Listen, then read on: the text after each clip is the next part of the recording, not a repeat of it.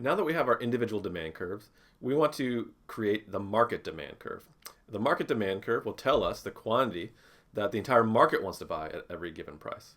And so in a sense, we're going to add up all the individual demand curves across all the consumers to get what the market will want to buy at each and every price. To create the market demand, we will take the market demand schedule, this table here, and then draw a curve with it. And so imagine here there's going to be some marketer, market survey firm, right? They're going to go survey 300 respondents. And they're going to ask them, at this price of gasoline, how much do you want to consume in total for those 300 respondents? And then we're going to scale it up because the United States population is 300 million consumers. And so we are going to multiply this by 1 million, okay, for each of these two. So this is like basically adding up all the individual consumers in the United States to get these numbers.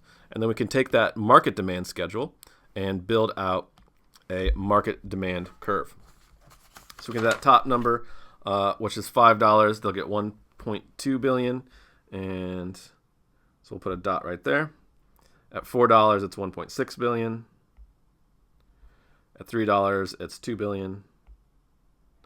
At $2, it's 2.4. And at $1, it's 2.8. Right. We have all those dots, and we can connect those dots, and we get the market demand for gasoline. Okay. Now we can use this market demand or interpret it the same two ways we can for an individual demand curve. I could ask you, at a price of $4, what quantity will the market want to purchase? And so here we start from the price axis and come over to our market demand curve and then down to read, oh, well, the market's going to purchase 1.6 billion gallons of gasoline.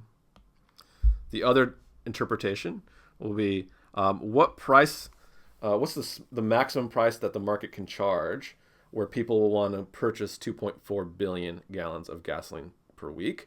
And so we start from the quantity axis, and then we come up to our market demand curve, and then over to the price axis to tell us, well, $2 is the maximum price you can actually charge to convince people to purchase 2.4 billion gallons in the market. Okay. Last thing, willingness to pay or marginal benefit for the marginal gallon consumed. We can still get that off this market demand curve. This is going to be equal to the height, again, of demand.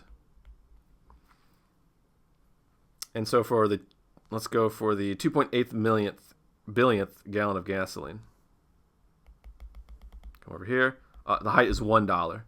And so what this tells us, that last gallon, whoever gets that gallon, that last 2.8 billionth gallon, that marginal gallon, what's the value to them? What's the marginal benefit to them? That marginal benefit is the height of the demand curve, $1. Right? So you can think of this, what are they going to do with that last 2.8 billionth gallon of gasoline? What kind of trip are they going to take in their car with that gasoline? That's the value of that trip to them for that gallon is $1.